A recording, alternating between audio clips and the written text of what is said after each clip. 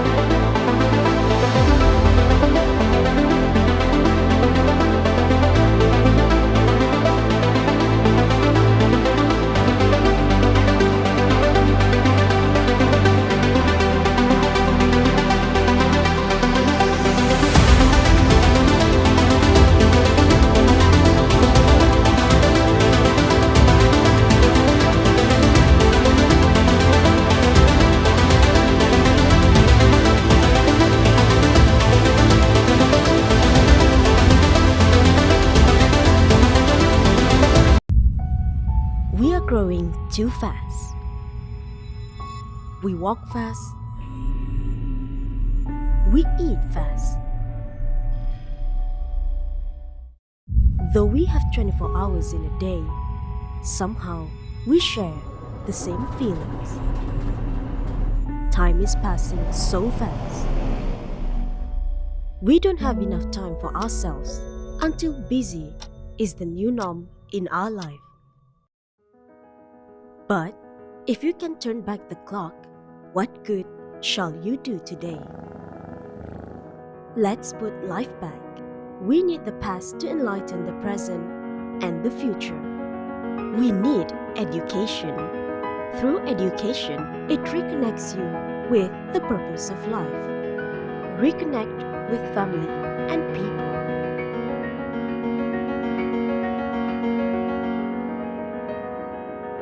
Reconnect with nature and habitat.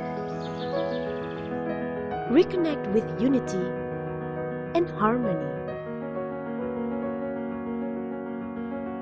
Reconnect with spirituality and peace.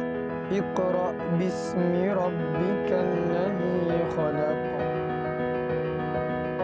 Reconnect with good health and well-being.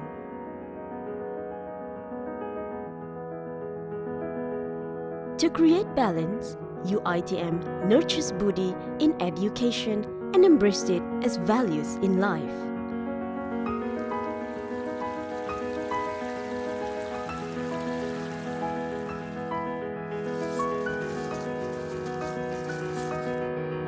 A concept of social relationships.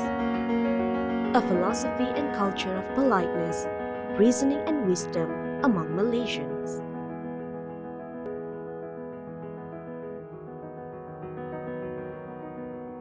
UITM upholds Buddhi for sustainable community.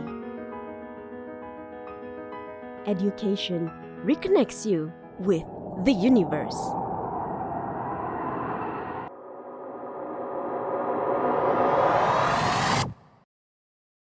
Reconnect your world with UITM.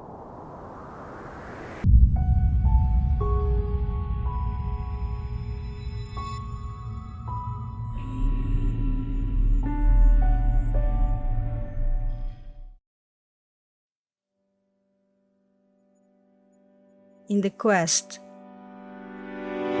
to search for knowledge and insights, diving deep for ideas to gain prominence, be they the scientists, teachers, accountants, entrepreneurs, engineers, artists, managers, lifesavers, mothers and fathers. Let us be a trusted companion, your preferred high-flying institution, as we achieve excellence holistically. Because we believe in nurturing our future talents, we endure sowing the seeds for a sustainable tomorrow.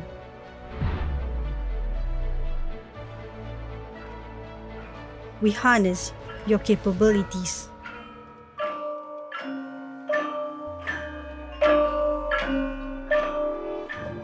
We take steps and stances to broaden our knowledge and experience.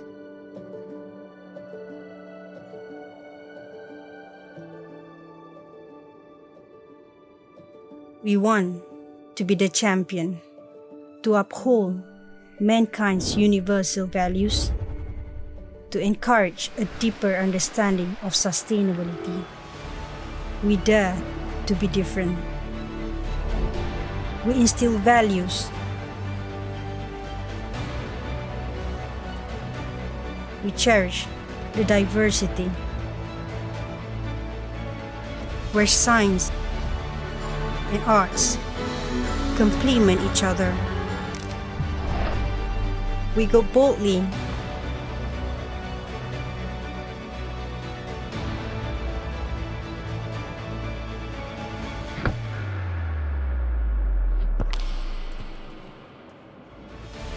Set the scene.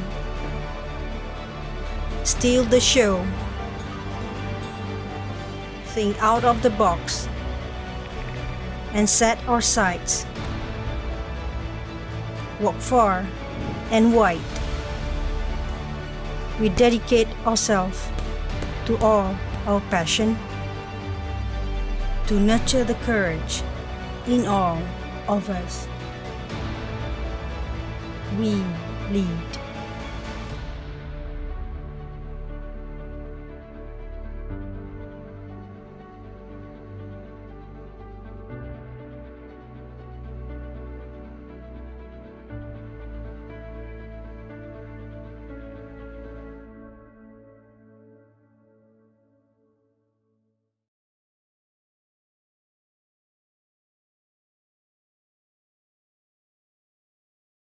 UCSI University has come a long way since 1986 as a Praxis University. Today, UCSI is ranked at the top 300 university in the world, rising steadily every year, reaching the rank of 284 in the year 2023. In the same year, UCSI became the only university in the world to receive the QS Recognition for Improvement Award, having improved by the most ranks in average. UCSI programs are ranked among the world's best in music and performing arts, hospitality, engineering, business management, art and design, social sciences, and medicine. As a Praxis University, our students are exposed to a wide learning experience. Thousands of corporate partners offer internship and work exposure to UCSI every year, enabling our students to apply what they learned in the classrooms to be practiced at the workplace. They give the students opportunities to work and learn. This resulted in our graduates attaining 100% employability score in all our programs. One of the hallmarks of being a UCSI student is the research attachment opportunity at world-leading universities at the undergraduate level, enabling them to publicize remarkable papers at the world stage. opportunity to study abroad, whether for a year or two, or for a short term of a few months, prepare our students the global outlook that the world needs today. Preparing as leaders for tomorrow. The students are exposed to real leaders today, from academics and economics, to social concern and topics on sustainability. Our students are set for the challenges today and the future. UCSI offers the largest fields of study in a Malaysian private university, whether in championing healthcare and medicine and pharmacy, impacting research and discoveries in applied sciences, applying skills and intelligence in engineering, influencing communication in social sciences, igniting the passion and creativity in arts and design, setting the global pace in hospitality and tourism, transforming architecture and built environment, celebrating with music and performance, excelling in the changing demand of the business world, or digitizing the world in computing and innovation. UCSI continues to serve with scholarships, producing tens of thousands of practitioners and young leaders from more than 110 nationalities. Beside its current main campus in Kuala Lumpur, and other campuses in Kuching and Spring Hill, UCSI has earmarked its Kuala Lumpur campus to expand as an edu city with 35,000 student capacity with various state-of-the-art facilities. Our students are the real stars of UCSI. They achieve and excel in the national and international stage.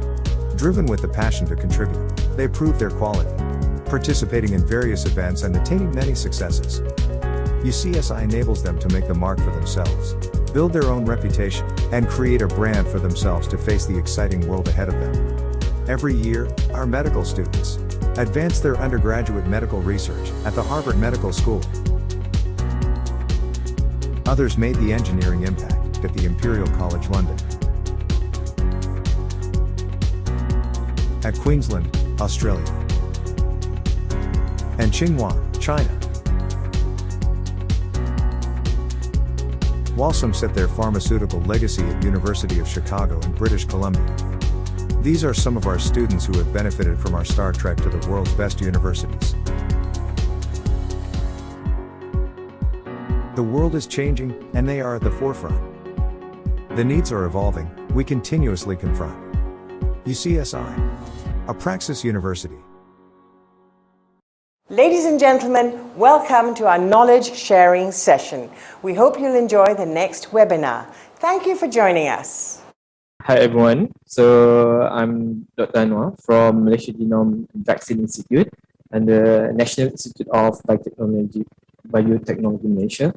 So now we have a new mandate to work on vaccines, add on to genomic work. So yeah, it's really quite hard to proceed with this mandate, but it's our responsibility. So we not work alone. So we work with other ministries like MOH as well. So and even Ministry of Higher Education. So all the researchers from different agencies. So and even industry.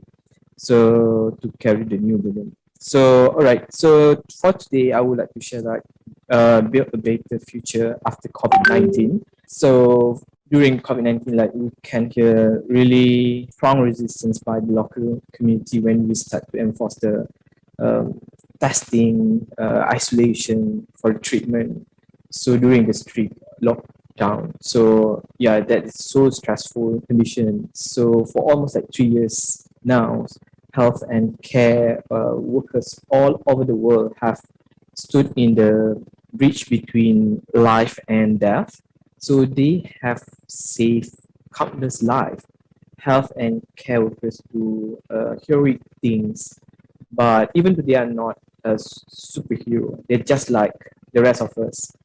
Right. So that is why when we face the SARS-CoV-2, so we need to know properties of that virus at the initial stage so that we can set up very good measures to prevent further death cases and increase the infection based on the figures that I showed you now, SARS-CoV-2 is a type of coronavirus, which are spherical envelope viruses with surface projection that give rise to the corona appearance. Coronaviruses contain positive sense RNA, which wrap up in a helical nucleocapsid. So the genome size of SARS-CoV-2 about 30 kilobase.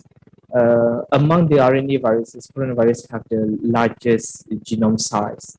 So the open reading frames, or normally people just mention ORF for structural protein like spike, envelope, membrane, and encapsulated proteins occupy the 1/3 of the genome. So based on that information, people are able to design the proper diagnostic tools. So not only the diagnostic tools, but if you can see like people are doing the COVID-19 vaccines. So based on that information, people can work out a different platform for the COVID-19 vaccine. So we have live attenuated where the weakened virus and inactivated the kill the virus using certain method, for example, the chemical approach, and non-replicating viral vector. So where the viral vector encoding targeted antigen, so they put a gene for certain represent the antigens for that pathogen into this viral vector, so that they will carry and produce the antigen to get the immune response. So like what we have in AstraZeneca.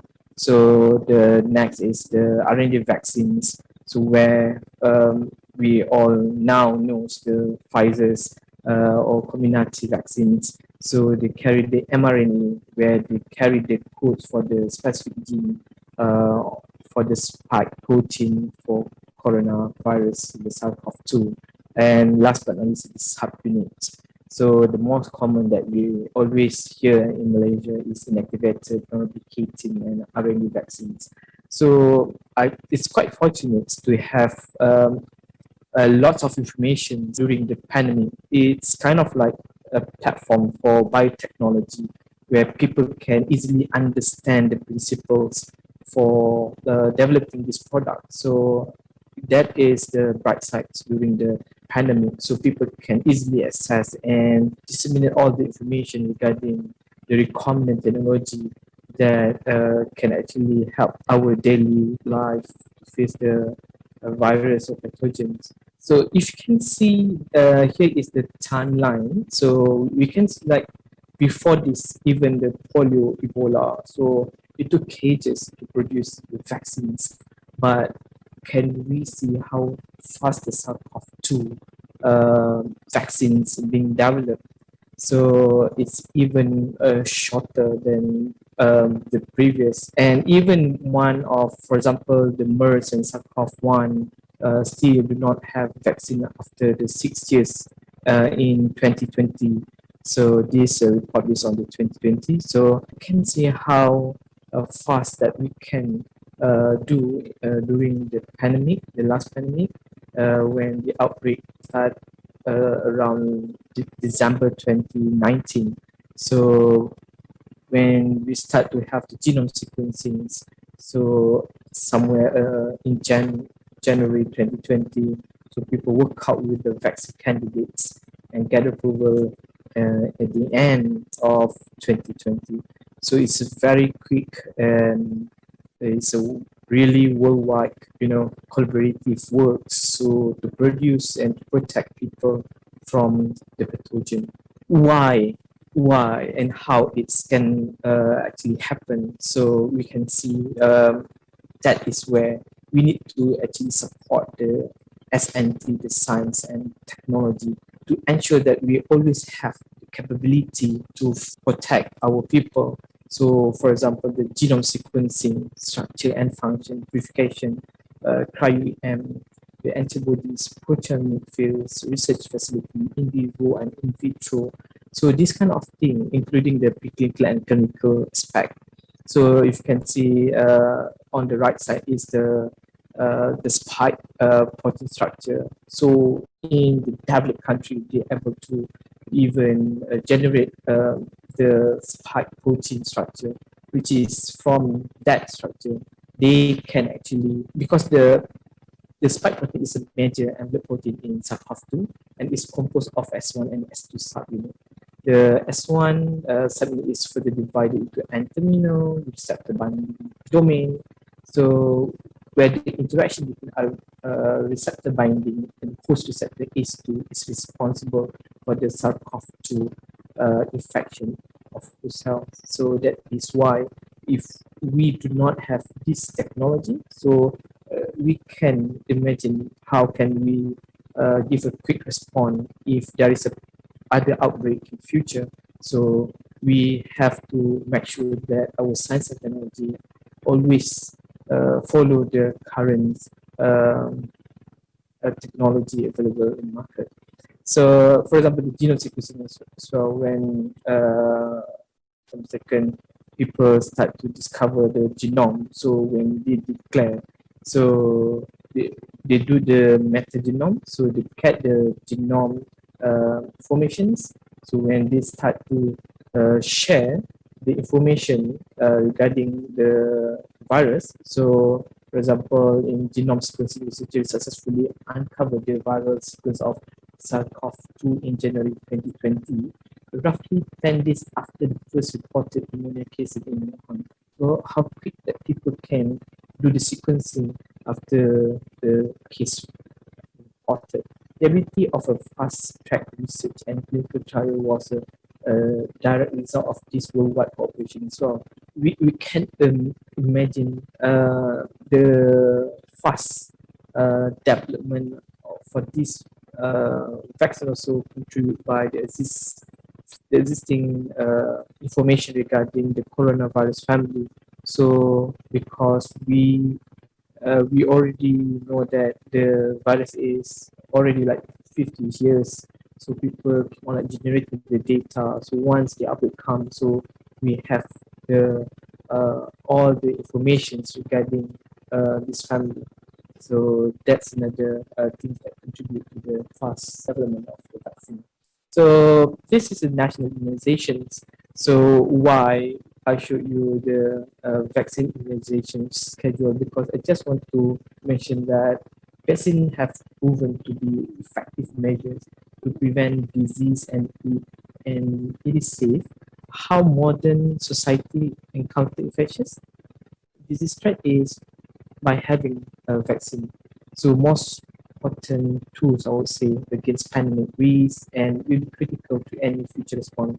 So it's really helpful, and we need to make sure that we have the capability as well to make sure that we can give a quick response in any outbreak in future.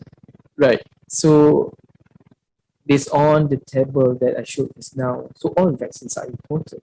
So then my next question is like, how are we going to respond if the outbreak comes and, for example, the country border closed again, and very unfortunate the outbreak happened in Malaysia only. So yeah, that's the thing that we need to think about the biosecurity. So that is why now, based on our history during pandemic, so Ministry of Science and Technology and Innovation mostly have done their study to develop National Vaccine Development Roadmap and VDR. So based on the roadmap, they have already identified the gaps that we have. So for example, before 2021, which is before pandemic, so we definitely only do the importation of vaccines. So all vaccines imported.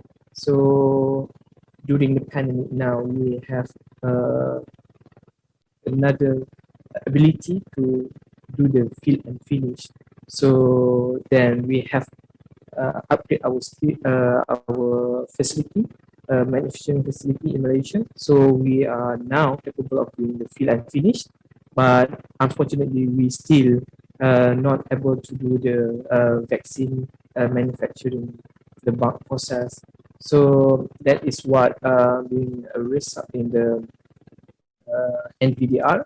So based on the NVDR, the roadmap now suggests a proper pipeline to ensure that we will develop a better for future outbreak. So how we can respond better.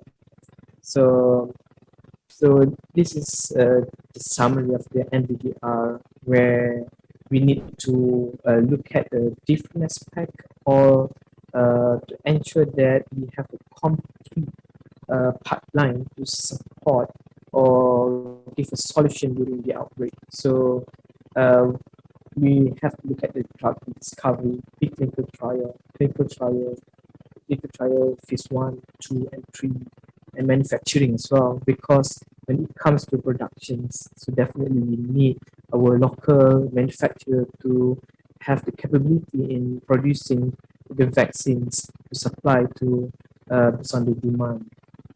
And the cost definitely higher as well. So you can see, like, especially when it comes to clinical trial and manufacturing. So that is why we need to strategize how to make sure that our nation able to do the vaccine manufacturing, and starting from drug discovery to manufacturing. So we have actually divided the different we say expert council consortia in at NIDM. So where we need to monitor the drug discovery, preclinical, clinical trial, and the processing part. We're involving the industrial player. So this is the overall timeline to produce the vaccines based on the NVDR, because we are new in this field area, so we need to make sure that it's a proper design. So vaccine discovery will involve different type of platform. So right now we have identified few R&D works already carried out by local researcher for cholera, tuberculosis, COVID-19, head and neck cancer. So where it's potential to push further to up to the clinical trial, and hoping to proceed with the clinical trial followed by manufacturing. So other than that, we also will monitor or propose other vaccine candidate, for example, under our national immunization program. So where it's normally applied by other country when they start to involve in vaccine manufacturing. So for example, Korea, so they target around like 80% from their NIP vaccine to be produced locally. So around 20 vaccines already produced by Korean manufacturer. So we do hope that we can achieve at least 2 candidates from our NIP to be produced locally, so that not only to give a proper economy development, but the most important is the biosecurity when future outbreak comes again. So we are able to actually give a quick response and to protect our people. So to ensure that all the stages that I showed you up to the manufacturing will work as what we propose in our national vaccine development roadmap. So we need to develop our manufacturing infrastructure as well. So we need to look at what else the manufacturer needs in order to have the ability to become vaccine manufacturer. So an initial partnership with international entities to acquire the existing technology, so that we bring the technology to Malaysia, so we can boost the development process even quicker. So initiate collaboration between research center with manufacturer. So having collaboration with manufacturer is very important. So especially those people or at the stage of vaccine discovery, So we need the industrial input. So the whatever being designed in the vaccine discovery stage must comply with the manufacturer line so that they can pass from vaccine discovery to preclinical, clinical, and accepted by manufacturer. So that is why the collaboration between research center with manufacturer is crucial in this pipeline as well. Initiate research on halal is another alternative that also mentioned in the NPDR. So because we quite good in halal certification, will really recognize Malaysia halal certification. So we should use that niche area to even boost the vaccine manufacturing elements that we can, the selling point that we can use to at least to allow Malaysia to be part in biopharma, in vaccine manufacturing, build sufficient human capital. So to make sure that we have continuous inflow of expert relating to vaccine area, vaccine. Yeah, so we need to make sure that we train our people so that we have a good, sufficient human capital to support the development of ecosystem being highlighted in the FVDR. So this is the SEPI 100 days vaccine. So basically, what SEPI is trying to raise up is SEPI, especially for the world, is to be able to respond to the next disease act with a new vaccine in just 100 days. Possible to design the vaccine candidate within 2 days of the genetic sequence of the new virus being published. So SEPI wanted to do it in 100 days. So perhaps Malaysia can at least follow the aspiration, even though it's quite hard in 100 days. But I really hope that we can do it fast that we can do, and to make sure that the ecosystem matured enough to make sure that we're able to join the SEPI aspiration in future. So in SEPI 100 days, so they have to prepare, transform, and connect. So in the phase of prepare, there's strengthen the defense against COVID-19 and reducing the risk of future coronavirus pandemic, develop vaccine for non-threats. So they have a few programs to make sure that the vaccine development program is continuously happen to prepare for another outbreak, and at the stage of transform, produce a library of vaccine and biological interventions, work to compress vaccine development timeline to 100 days. So that's what they are now doing. So to even boost, to make sure that the 100 days happen, there's a global network for lab efficacy and model, and one of the crucial is to support the effort of LMIC, low, mid, and middle income countries to take full ownership of their national health security. So they will give support to make sure that the low and middle income countries will have the ability to produce the vaccines and give protection to their peoples. So that's what part of the SEPI 100 days vaccines. So I hope with that, whatever plan that already proposed NVDR can happen smoothly, so we can protect our people and give a better response in future outbreak, so that so we can avoid any death cases happen to our people and give a very